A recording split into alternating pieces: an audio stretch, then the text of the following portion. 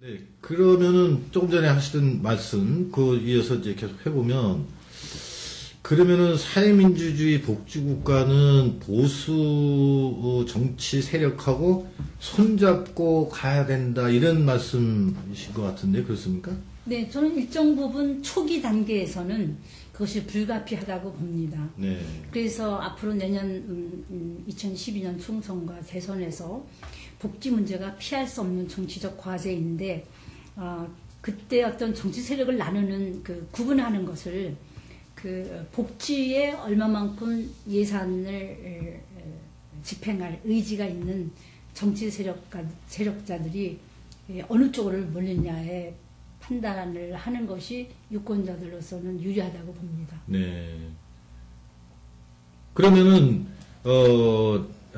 이제 그게 하나고요.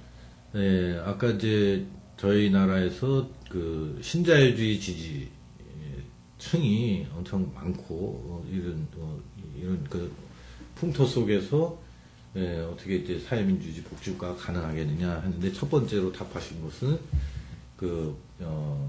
우리가 이제 스웨덴이나 유럽의 이 역사적인 과정을 되돌아볼 때, 중도 보수 세력하고는, 복지를 같이 네. 만들어 나가시다. 네. 그래서 이제 그런 어떤 의미에서 이제 유연한 네.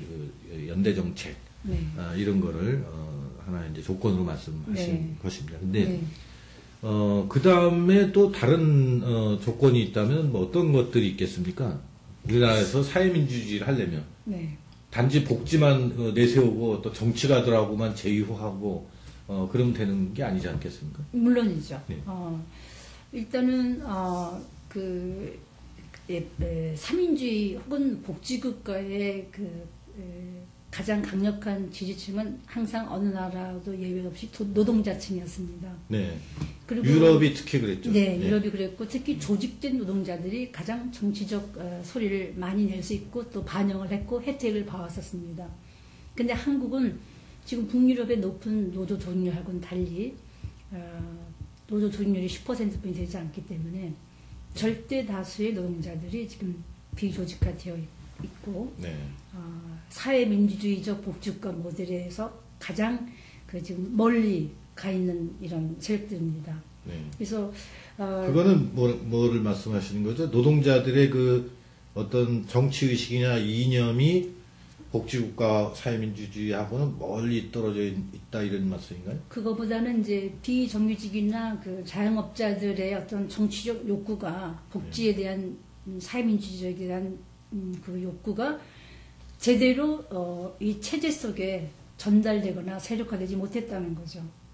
네, 그래서 어떻게 우리가 그 사람들의 정치적 욕구를 오르가나이징하고 효율적으로 그것을 정치적으로 반영하느냐가 앞으로 한국이 복지국가로 갈 수 있거나 사회민주주의적 정치 체제로 갈 수 있는지의 필수적인 조건이라고 봅니다. 네, 그러니까 비조직 노동자를 조직화해야 된다 이런 말씀이시네요. 그러니까 여기서 말하는 조직화라는 것은 노동조합의 조직화라기보다는 네. 정치적 정체성에 있어서 복지와 사회민주주의를 희구하는 정치 세력으로의 조직화죠. 네. 그런데 우리나라에는 그런 조직 노동자 기반으로 해서 민주노동당이라든지 이제 진보정당들이 있는데, 이 진보정당들은 어떻게 사회민주주의 복지국가를 지향하는 세력이라고 봐야 됩니까? 어떻게 봐야 됩니까? 그래서 제가 이제 한마디로 표현하기 좀 어렵지만, 민노당이나 심지어는 민주당조차도, 일부 강령에서 또 진보신당도, 강령을 잘 뜯어 보면은 스웨덴이나 독일의 삼인주의적 성향을 많이 내포하고 있다고 봅니다. 강령에서? 네, 강령에서. 네. 그리고 이제 민노당도 지난번 선거에서도 무상 의료, 무상 교육 이런 캐치프레이즈를 낸 것처럼 이미 민노당 또 진보신당은 사실 민노당에서 파생돼 나온 정당이기 때문에 이 진보 정당으로서 복지에 대한 의지는 그 어느 정당보다도 강할 것으로 봅니다. 네.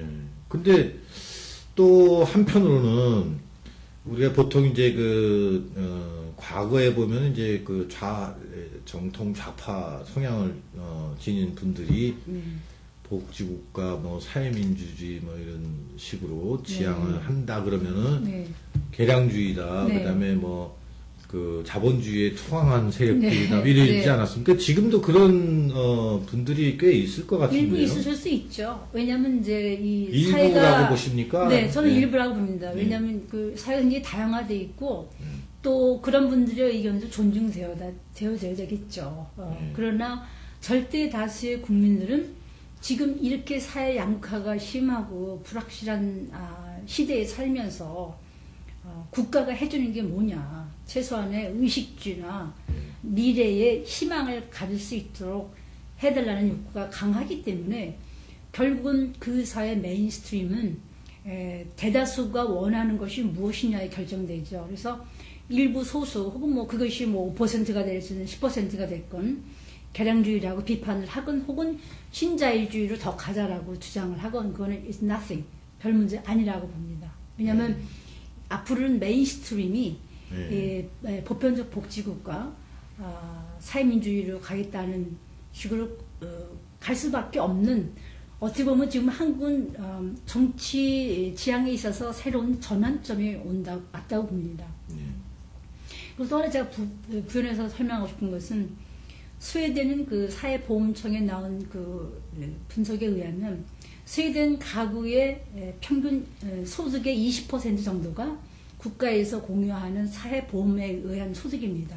그건 무엇을 말하냐면 이 사회복지를 국민들한테 공급한다는 것은 그 국민들이 그걸로 통한 그 소득을 다시 매일 일상생활에 필요한 그 상품과 물건을 사는 거에 다시 쓰여지기 때문에 내수 경기의 기본이 되거든요. 그래서 최소한의 구매력을 국민들이 갖게 하는 의미에서도 사회복지는 굉장히 중요하죠. 보편적 사회복지 모델은. 또 우리나라에서 NGO들 중에도 상당히 많은 부분들이 우리나라에서 이상하게도 이 구호단체라든지 복지 활동한 단체들은 NGO라고 안 보는 경향이 생겼지 않습니까? 근데 NGO들에 대해서는 어떻게 보십니까? NGO들의 뭐 역할이나 아니면 NGO들의 그 성향이나 이게 이제 복지국가하고 어떻게 관련이 될 것 같습니다.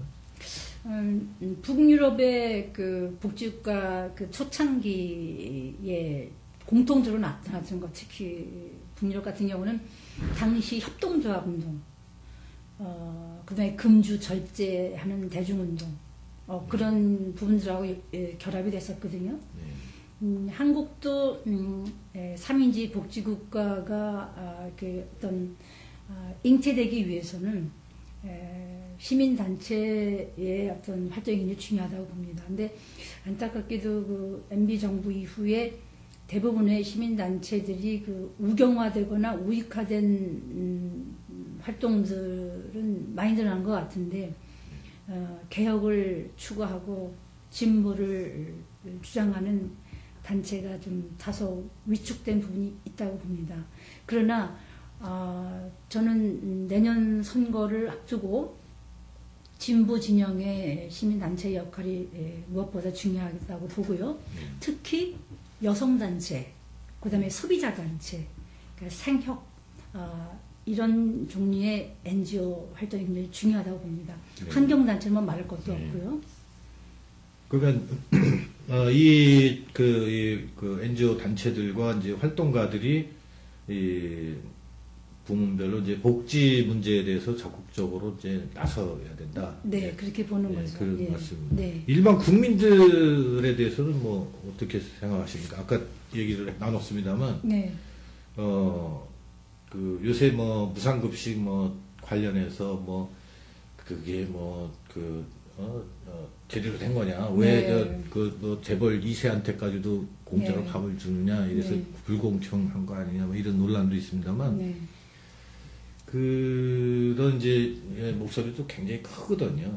그래서 아까 뭐 신자유주의 지지층도 많다 뭐 이런 얘기 했는데 그 국민들은 또 어떻게 보십니까? 이게 우리 그 이 복지국가를 그 지향하는 뭐 이런 흐름으로 국민들이 이렇게 선뜻 나설까요? 저는 이제 국민들도 여러 계층이 있고 여러 제너레이션이 있는데 베이비 부머 세대에 제일 관심이 많습니다. 지금 베이비 부머들이 지금 거의 그 경제 활동에서 은퇴하고 있거든요.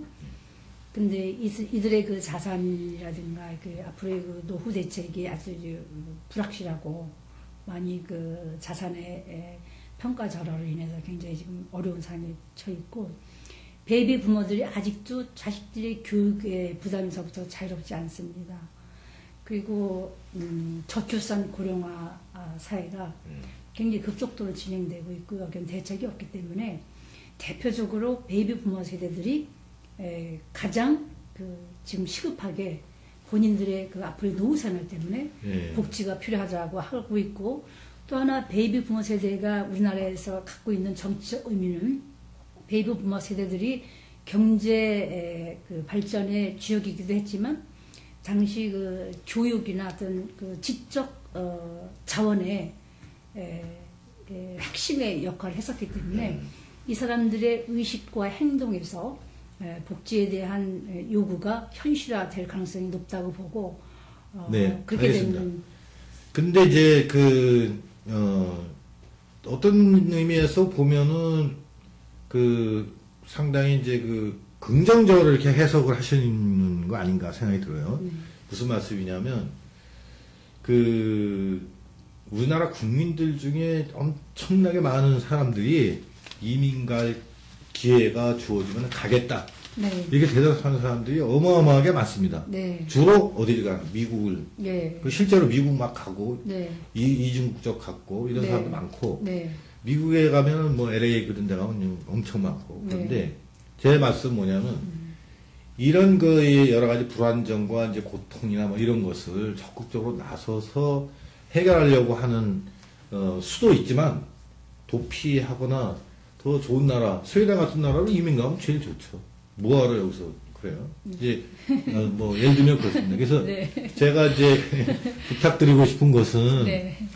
진짜 그 희망적인 네. 얘기를 좀 해주셨으면 좋겠어요. 네. 네. 과연 가능한가? 네. 어떻게 하면 가능한가? 네. 가능하다. 네. 그 좀 그 실감 있게 좀 그 얘기를 좀 해주시면 그러면은 일부 국민들이 혹시 지지층으로 이렇게 네. 입장을 바꾸지 않을까? 한번 말씀 한번 해주시죠. 한국이 그 뭐 미국이나 뭐 캐나다나 여러 나라로 뭐 그 이민을 가거나 유학을 가는 풍토는 특히 신자유주의가 강할 때 많이 났었죠. 많이.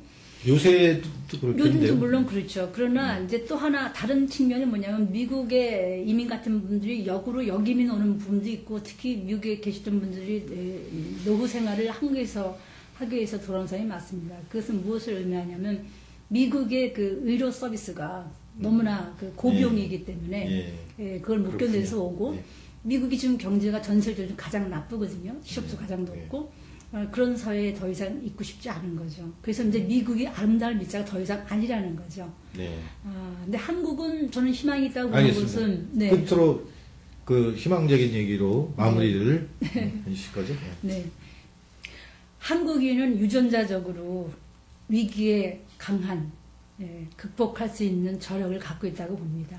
네. IMF 외환 위기도 전 세계적으로 이미 한국인의 저력을 인정받은 것이고요.